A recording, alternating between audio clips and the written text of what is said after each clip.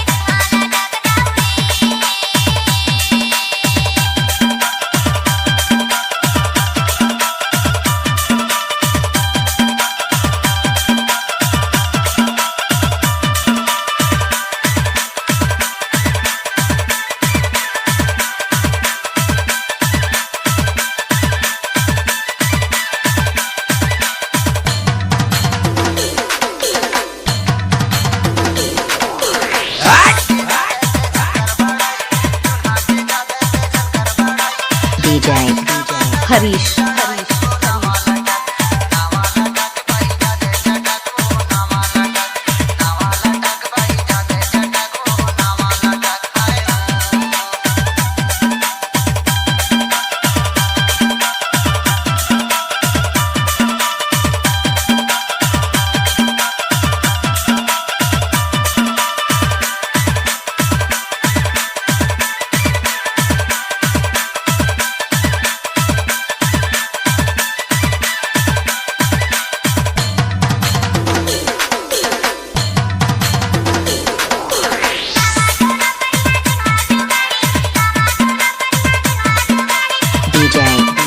हरीश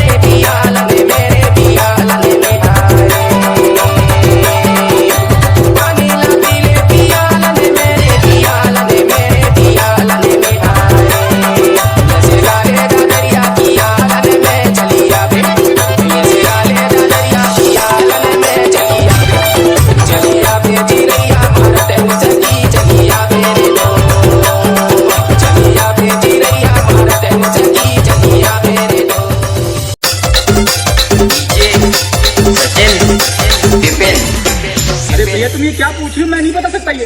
अबे सागर क्या छुपा रहा है भाभी जी से? ना मुझे दिखा, मैं बात करूं। हाँ भाभी जी, मुझसे पूछो क्या पूछना है। किस कलर की चड्डी पहने हो? हाँ बता दो ना। अब सुनो ना, हाँ हाँ हाँ भाभी जी। कितना चड्डी है आपके पास?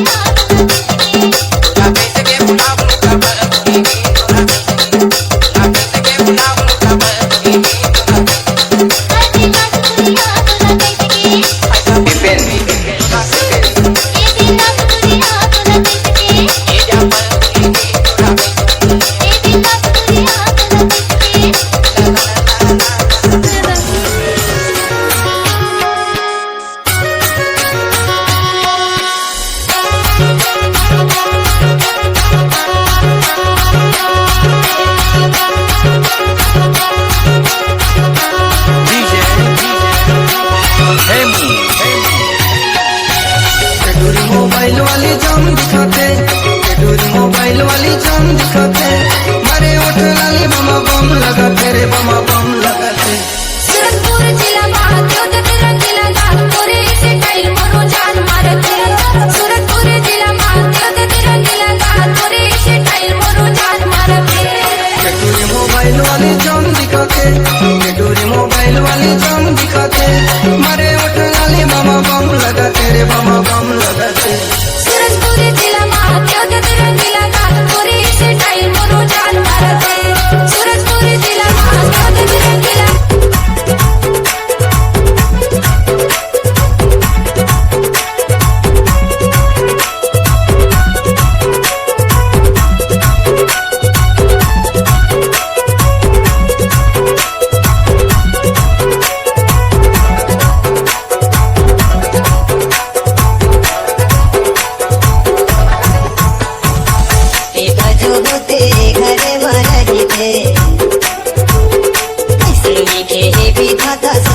कही कही के नंदू टेका तो भाई बहिनी बिना देखेगा सजन जोरे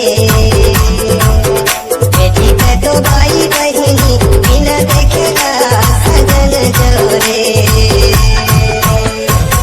देखा तो होते घर मारा गीते ऐसा लेके ले बिना का ससुर जाही कही के नंदू टेका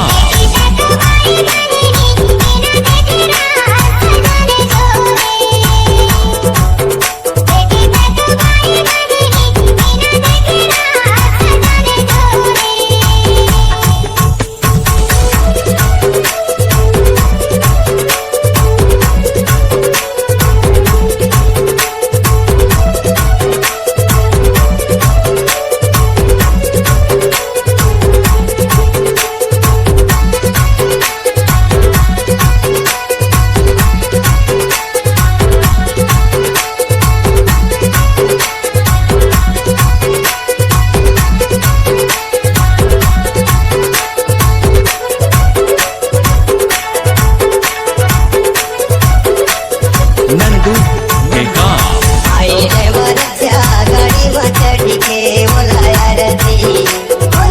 रती बुतरा थाली में धर के नैना रोवार दो बोलाया रती बुतरा थाली में धर के नैना रोवार दो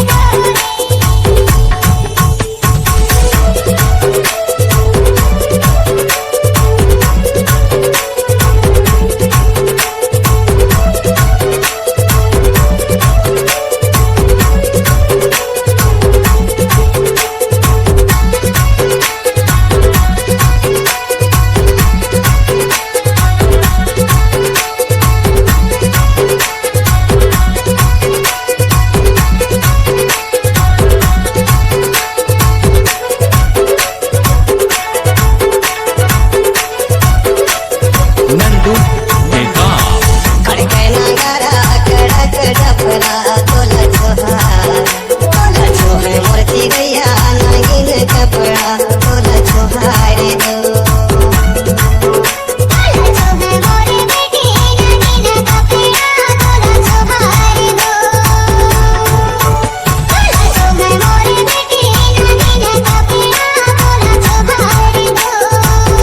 बेटी का तो भाई बहिनी बिना देखेगा सजन जोरे